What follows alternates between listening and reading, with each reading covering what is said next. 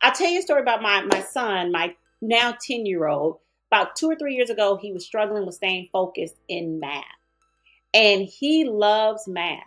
And he can, oh, he's like a calculator, moving calculator with math. And so the teacher had this problem where he was constantly like finishing. And when he was finishing math, he was going to go ahead and I'm going to worry about what somebody else was doing. And so when the teacher reached out to me and she's like, hey, Anthony is like just getting off task after math. He's disrupting other students from completing their stations. I gave her this challenge. I said, Anthony likes football. He loves football. Ask Anthony to connect what he learned at each station to football. Anthony did it. Anthony extended the learning opportunities on his own with the guidance of the teacher because that one piece of information that connected at a deep core level. Anthony loves football. Anthony wants to be a football player. And because he loves football and he wants to be a football player, bam. Now I'm going to use football in my classroom when I'm talking about math with Anthony.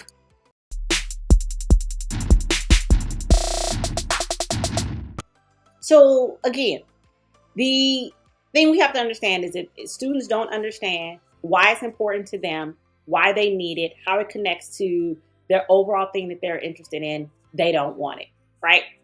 So let me kind of go over the different things. And I'm checking my notes because I just want to make sure I'm hitting all the points for you. We don't care about the things that are not important to us. We value the things that value us. We look and do things that gratify us. And then the other thing that we have to understand that is causing this sense of apathy are competing interests. Competing interests.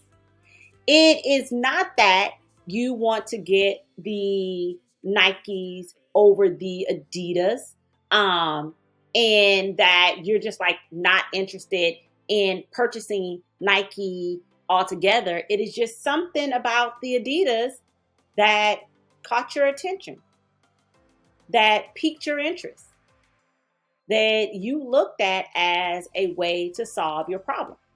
I go back to this whole concept of capturing audience attention on social media. We got about 30 seconds. 30 seconds in our instructions. That's why of the most popular trending reels out there are the ones that go from 7 to 30 seconds because of our attention span. If we don't get it in that time frame and help students understand why this should be important to them, why it should be meaningful to them, then we have lost their attention. So we got to understand that our students have competing interests, and it is our responsibility in our instruction and in our schools to help them understand why they should be interested. So think about this. And I won't go too much into this right now because we're going to talk about this later in our next video, is when students walk into your classroom or school, what's connecting with them that would say, come in, baby, come get some more. I got more for you. The way you felt when you walked in here, I got more for you where that came from. Just follow me. Thing that we have to understand is students have bigger issues in their lives. Like, we got to get out of this mindset that, oh, they're just kids. They don't have anything going on. There are kids out there that are doing more adulting in their own lives than some of us adults are doing in our lives. There are kids, there are students who are paying bills, raising families, preparing meals, working jobs, working multiple jobs. They have businesses. And because of that, they have bigger concerns. They have bigger obstacles in front of them. My concern was, man, when I go home, like, is my mom going to be there to try to take me away? When I'm in high school, is the school going to find out that I'm using a fake address to go to the school? Oh man, okay, I know my grandmother is strapped for cash and I don't want to put a burden on her. So let me find a job, all those things running through my head. Okay, my grandma's gonna need help taking care of my little brother. I need to be there. That was important to me. That was important to me. And again, it's not that like those concerns, like we want to allow the concerns to trump what it is the students should be learning in our classrooms. But what we need to do is respond to how is this culture, this environment, this content, this community that all happens within our schools, how will it address the concerns that you have? But in order to address those concerns, we have to know what the concerns are. So the last thing that we have to understand is, how are we answering the so what? Like when I think about this whole concept of apathy, I think about meh. Like, so what? Why is this important to me?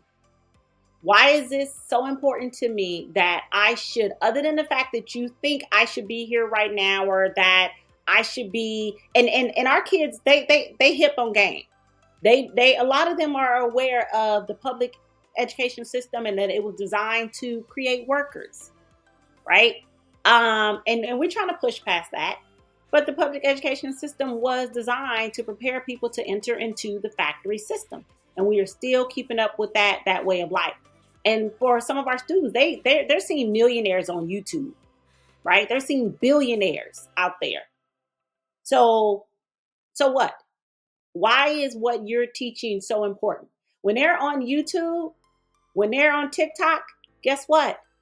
There are people who have mastered the art of marketing and selling, that they are answering that so what question to them, that are getting your students to dream and think about things that are not important to what you're teaching, because what is being sold to them on YouTube is, or what is being sold to them on TikTok also, is where their mind is future focused. And it's not saying that you got to compete, right?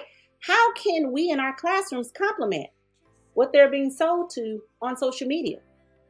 How can we say, all right, yes, you can go be a billionaire, makeup artist, content creator, but let me show you how having this knowledge about history, culture, and society can really help you to elevate your influence in the makeup industry, in the content creation industry. So kids are showing or displaying this sense of apathy because we have not answered their so what. I close you with this, and then we will jump into the how do we address this apathy in class? Like, what are some practical and tangible solutions that you can take? So let's close with understanding this, that this sense of apathy is a symptom. It is a symptom, and we cannot in education get too discouraged and too focused on the symptom. We got into this field to solve problems. And now this is the perfect opportunity. How do we solve this symptom? How do we cure this symptom of apathy?